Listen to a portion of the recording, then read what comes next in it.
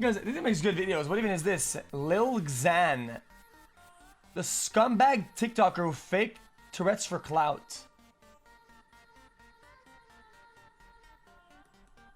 Reality has hit Lil Xan now. You feel me? The money probably not coming in the same way. Stat's trying to get 30 grand out of him to finish up the balance on the G-Wagon. On the and G-Wagon. he don't got 30 grand for it. 30 grand when he had who knows how much money at one that's point. a reality. Like, I would, I will cut right. my arm off if Lil Xan has $30,000. It was just 3.5 years prior that on the very same podcast, Lil Xan was sitting back and bragging about owning 3 different Los Angeles Lil Xan reportedly left rehab for a day to cop a new house. apartments. I have the same one 10 floors up now. Really? Yep. What? Don't you have another one down the street too? And another one on the same floor. Why do you have 3 apartments? One for my parents, one for me and Eli, my hacker, and then one for the hose. The hose?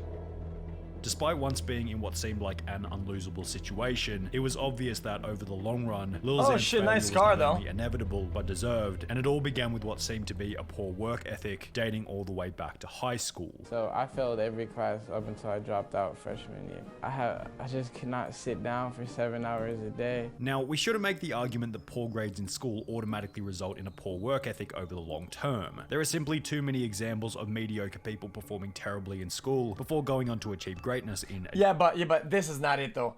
Guys, this is a really, really dumb. I wish that media outlets stop doing these dumb fucking titles. Most of the dropouts that are in these articles aren't people who dropped out because they were dropping out. They dropped it because they had other projects and other stuff to pursue that were better, or that they envisioned that were better plans than currently being in college. That's so different though. That is so not even remotely close to it. There's a bit of a difference between finishing school with bad grades and failing every single class before dropping out in your freshman year of high school, as was the case with Lil Xan, establishing what you might call something like a predisposed naturally poor work ethic. They could never get Xan to do the shit that he actually had to do for his career. Like, I remember talking to Stat about it, and he was constantly frustrated. There are going to be numerous examples throughout this video of Lil Xan often being unable to do the work whenever it was required. We already discussed him dropping out of school in his freshman year, but it continued into the beginning of his music career when he failed to show up to countless meetings with other big rappers who had given him an opportunity. Dude, one thing that I was smart enough, I was getting good grades. Dude, you act like going to the normal schooling system, whatever the fuck, dude, is like some insane arduous task. Dude, motherfucker, people succeed in school in a lot of areas, even though that are good, without even being that smart. It's smart. What is it? This idea of a smart intellect that you have is so degraded and blurry. It's so weird. When at less than 2,000 followers, he'd be noticed by an individual named DJ Fu, who wanted to take Lil Xan to meet a potential manager by the name of xQcOw, who was an old school sober rapper and manager. Like, motherfucker will read in a book and copy paste on the exam. I was like, dude, I have high intellect. I'm insane. I'm way above everybody. Like, what the fuck is on about, man? Chill out, man. If it wasn't for this guy, I would literally never have been discovered. Never Work met ethic, Stack discipline, Quo. structure, We wouldn't be, yes. Doing the no jumper day in the life. However, as mentioned just prior, despite this insanely big opportunity while still at such a small follower count, Lil Xan kept missing the meetings, either as a result of being disorganized or because he thought the meetings were too good to be true. It's LA. You can't believe everybody. It's LA. It was a time when SoundCloud rappers were popping up left, right, and center to the point that it was becoming a meme. Lil Peep, Lil Skies, Lil Pump with Gucci Gang. Is Lil Pump actually an artist? Is he a rapper that is truly worth taking seriously? The border between being a musician and being a meme. So when a song was released to Lyrical Lemonade, titled Betrayed, sung by an artist with a name as stupid as Lil Xanax, people had to click to see if it was a meme or not. People clicked on it because they were like, we gotta hear what a Lil Xan sounds like, you know what I mean? And then, it's kind of a good song, though. I didn't mind it. The song was actually pretty decent, creating a perfect song. storm exploding its popularity. I've always said that it was just like the perfect combination of the name, the thumbnail, the title, the actual song itself. It blows my mind, bro. And shortly thereafter, it would become the most viewed video on all of Cole Bennett's Lyrical Lemonade. Just how quickly you went from a total nobody to somebody that everybody knew. It's crazy. It was so shocking, even for me being like really close to it. However, countless comments along the lines of, if he kept making music like this, he wouldn't be a joke. But that's hint that incredibly after this difficult, project, though. he would be considered as somewhat of a one-hit wonder, as 6 months later he released his long-anticipated first studio album, which would be met with many negative reviews from individuals like... Guys, if you kept making music like this, guys, sometimes these guys go years making dog shit SoundCloud trash, and the one thing pops off, right? and the rest is still dog garbanzo. And I'm like, dude, just keep making the same music, dude. Yeah, motherfucker, what are you talking about? Anthony Fantano. We're not even at the halfway point of the year yet, and this is one of the worst things I've heard all year. Whilst failing to achieve a professional review higher than 2 out of 5 stars, or more than 5 out of 10. The reasoning for the poor release would be discussed by Adam22 at a later date, and it was what you might call unsurprising. Like, I remember when Lil Xan's album came out, right? And I remember having a conversation with Stat and being like, what do you think of the album? Because it was pretty obvious that the album was bad. Go fuck your mama. Ibai is better than you fucking streamer. Quote, famous. That's illness. Dan put in like no work for the album. And I remember having that conversation with him. And if it was up to Stat, Xan would have been sitting in the studio recording every night, and instead he was just doing drugs and having random ass girls come over every night. The other issue might have been that after the insane success of his single Betrayed, Lil Xan might have been lured into a false sense of security about his future and talent as an artist. Insane. He might have felt as though he could now relax a little bit and take his foot off the gas, resulting in one incredible banger to lead the album, followed by 15 other mediocre songs. Jesus. This is the self-described reason behind why T-Pain's rap career Oh my, what the fuck? 8K! 8K! 15 other mediocre songs. This is the self-described reason behind why T-Pain's rap career eventually failed, and could certainly have been the same story with Lil Xan. Everybody's like, it's downhill from here. The analogy was, if you pedal up the hill, you can coast afterwards. Right, okay. You can just stop working. You have to keep working. What they don't tell you is that you coast, totally fine. There's another hill. So, you gotta keep going. From Lil Xan's perspective, he would state that the poor performance of the album wasn't his fault. Yeah. He said it good here, but also I feel like you have to be incredibly successful to like coast. I feel like you have to build such a strong foundation, right? And how do you call that? Confidence in the listeners that this guy's doing something that's worth listening to. Let's give it a try. That is like insane to build that. You gotta keep going. From Lil Xan's perspective, you rarely get there. The poor performance of the album wasn't his fault, it was instead the fault of his management. I dropped like a mixtape that got way more like positive reviews than my album, and it should have been my album because my first album wasn't. Stop with the fucking shit about it! Put together by me. It was put together by my management, and you know, I love my management, but I mean, they f***ed my first album completely up. To the point where I didn't even pick the track list or like what songs were going on. It was so rushed. However, this just revealed another one of Lil Xan's flaws, a lack of personal responsibility. Now, we don't know whose fault it was that the first album flopped, but in reality it's usually a mix of both parties and is rarely the fault of one person or another. However, Lil Xan is the artist. If you release something publicly under your name and it sucks, you unfortunately have to own the failure. Plus, most of the time, even if it wasn't your fault, people like you way more when you just say, yeah, it was my fault, because it displays humility and the desire to improve. Anyway, despite his first album being a bit of a flop, Lil Xan was still able to maintain his popularity after the initial blow-up, because when you look past the dopey personality, minor victim complex, and actually watch him on one of these podcasts, he's a surprisingly likable dude. He's not an arrogant douchebag like, for example, Lil Pump, and generally speaking, he's honest and transparent about the good and bad in his life. Talk about anything, like, exactly. If you ask me anything, I'll be like, yeah. Like, his stupid stories about having multiple threesomes in the space of a week make him entertaining to watch and listen to, making him somewhat of a celebrity as opposed to a rapper. All the interviews with Lil Xan always like they get as much as damn near some of my music videos. You know what I mean? Right now, at this moment in my career, I'm more of a celebrity than a rapper. You feel me? Because I can't leave the crib without 10 kids coming up to me right as I leave the door. However, by the same token, the amount of stories that he has which are to some extent based on poor life decisions openly displays his lifestyle filled with a never-ending cycle of short-term pleasure. And this is the problem with so many of these SoundCloud rappers. The branding by default is the glorification of drugs, bringing hoes over to the crib every night, taking out loans to buy cars, Gucci, Louis Vuitton, expensive jewelry. They become so famous and successful while living this kind of life that they actually think that they're on the right path, when in reality, real long-term sustainable success is, at least in part. Guys, in my opinion, the term celebrity is really weirdly used these days. My definition of celebrity is, doesn't matter if people are really into music or hip hop or rap or this genre, right? They just know who you are, right? Just by normal day-to-day like culture, you just appear and they see it, right? And I feel like most of them say they have clout or this. They're not celebrity. They don't have like fame. It's why I hate when people say, dude, are you that famous? Dude, I'm not. I'm a nobody. I'm a fucking nobody to anybody. Determined by your ability I don't to think as somebody who streams on Twitch and he does YouTube, I don't think I will ever be anybody that out there that's like and that's I'm okay with that.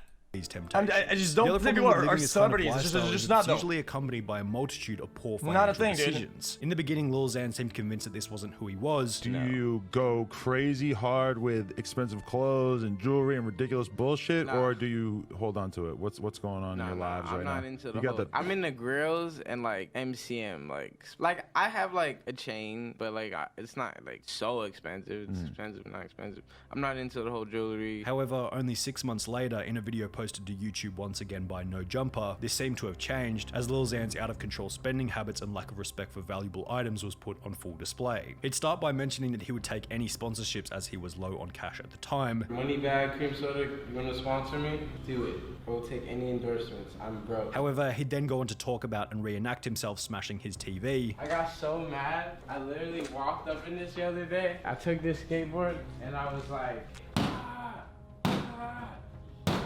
Then I'm like, I'm mad. Laugh about ruining a $1,200 hoodie after leaving it on the floor. So everything's on the floor. Expensive hoodies, $1,200 on the drain. And then go on to purchase 2 copies of the game Destiny with the goal of showing the store some love. And honestly, 2 copies of Destiny. Right, dude, let's play something else, you know? Now you could probably make the argument that this was just Lil Xan spending big whilst the camera was in his face. However, Even if you were to say that you're helping the shop or showing some love, 2 copies of fucking Destiny?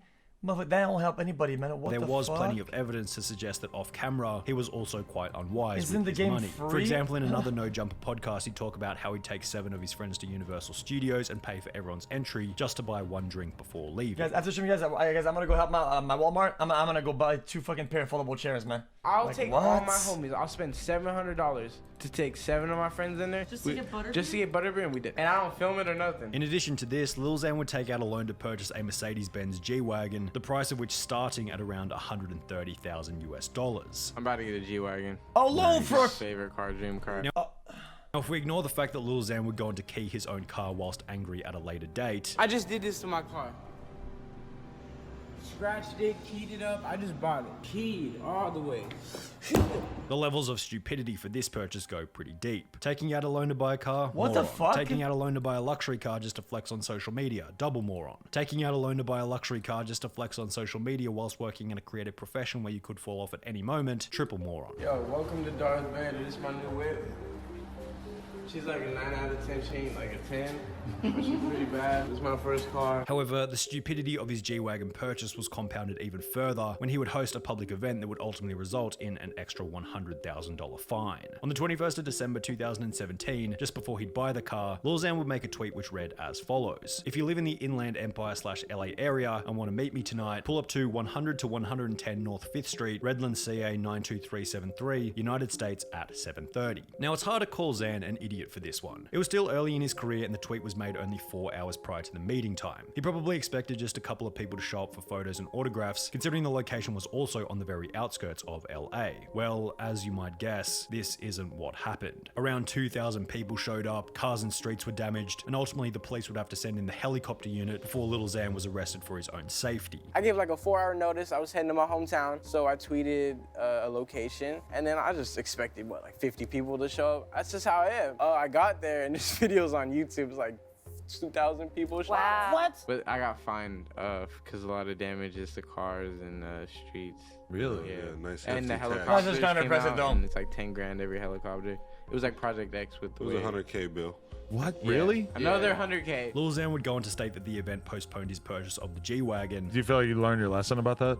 My manager said that it postponed my me getting a G-Wagon, so I was a little upset. But. Which could also be interpreted as, over the long run, he was now $100,000 further from owning the car outright. They sent him a bill for 100 racks. And then I remember having a conversation with him after that. And he's like, damn, bro, like, now it's gonna take me so much longer to pay this G-Wagon off. Another rapper who owned one of these cars was Mac Miller, who happened to be Lil Xan's biggest inspiration in the beginning. Who's like your biggest inspiration? But why though? Rapping. Mac Miller, yeah. Mac Miller, he's sick, right? Yeah, like he's like a big inspiration. Like, however, when Mac would unfortunately die only 9 months later, this also seemed to have. I don't get why so much risk and so much so much headache and whatever for a car. An effect on Lil Xan's desire to make music. I be like legit crying like in my crib, like this ain't true, bro. Like Mac did not overdose. Mac's still alive. Mac's still here. I just saw Mac 2 weeks ago. When your hero dies, I don't want to make music no more. Like he was like the reason I made music. In this same interview, Lil Xan would also talk extensively about his desire to quit music and simply become a public figure. So that's why I'm not doing music. Like after I finished my contract with Columbia, I didn't know what I was signing up for. I'm more of a celebrity than a rapper at this point, so that's why I'm quitting rapping. And at the end of the day, if he's not enjoying music, the tracks that he does put out won't have the required level of effort in order to compete with other artists. Wait, what do you even do Lil then? Xan's attempt to leave music and rather become a celebrity/public figure didn't really work either. After an explosive year on Instagram in 2018, his growth would slow dramatically and has been in continual decline for the last 25 months, leading to an... Wait a minute, that's zero. Wait. Monthly gain followers, it went under zero. His growth would slow dramatically and has been in continual That's like minus decline for the 20,000. last 25 months, leading to an Instagram live stream in December 2021, in which Lil Xan would show that all of his poor decisions from the past were clearly coming back to haunt him. The industry just doesn't care. They just want you to pump out hit records, and when you're useless to them, just leave you in the dirt, you know? What else are you gonna do? What else are they gonna do? What can they sell? What can they do if they ain't making nothing? Clearly coming back to haunt him. The industry just doesn't care. They just want you to pump out hit records. What are we gonna do? When you're useless to them, Also, what is that? just leave you in the dirt, What is that? you know? In this video, Lil Xan would blame his sober, business-minded manager xQcOw for fueling his drug addiction after he'd supplied Lil Xan with drugs while on tour so he could go out and perform. And my manager was supplying me with the drugs. He knew all my plugs, so if I couldn't perform because I was withdrawing back then, because yes, I used to be a drug addict, you know, he would call, make calls, send $5,000 out here, $5,000 out here, just to ship the drugs to wherever we're at in the world. This was just another example of Lil Xan's victim complex and lack of personal responsibility. Yeah, this So is what's he kinda do? He weird. decides, oh, I'm gonna go on my Instagram story. I'm gonna blame my drug addiction on xQcOw. It's completely disingenuous. He needed to rely on his manager, who doesn't even do drugs, to get him drugs. Does this make sense to anybody? No. At a certain point, you just have to accept that like your problems are your own, and that you can't just This is run kinda around scary. playing the victim. After many accused Lil Xan of snitching on his manager, despite he being the one with the drug addiction, Lil Xan would respond by stating that you can't snitch if you're not a gang member. Oh, you're a snitch now, bro. He didn't make you do that, all this stuff. Like, bro, how am I a snitch? Did I go to court? Yeah, what? I don't know, man. It's like a bunch of doddles. What they call that? A fucking doddle, man. And rat on my gang? The fucking I don't scribbles? have a gang. You can't snitch if you're not a gang member, bro. Doodles. Miss me with that. I'm trying Doodles. to help other artists in Doodles, particularly motherfucker. my similar situation. In the Instagram livestream, Lil Xan would also reveal that his manager had taken the G-Wagon from him, as Lil Xan still owed $30,000 on it, which Lil Xan would state was unreasonable, as he had paid for the majority of it. Also, he took He said, wait, what? Stream Lil Xan would also reveal that his manager had taken the G-Wagon from him, as Lil Xan still owed $30,000 on it, which Lil Xan would state was unreasonable, as he had paid for the majority of it. Also, he took my car away too, that I paid the majority of the money, and now he wants $30,000 of the remaining money to pay it off, which I paid literally. It's all my money in the car, and he won't give it to me. Yeah, but what happens if you can't pay it off though? I mean, did they take it back? Without $30,000 to take full ownership of his G-Wagon, a declining follower count across each of his social media platforms, and no new music in over 7 months, it seems like this could possibly be the end for Lil Xan's career. This for a car! Dude. All these headaches for a fucking car, man. That is depressing.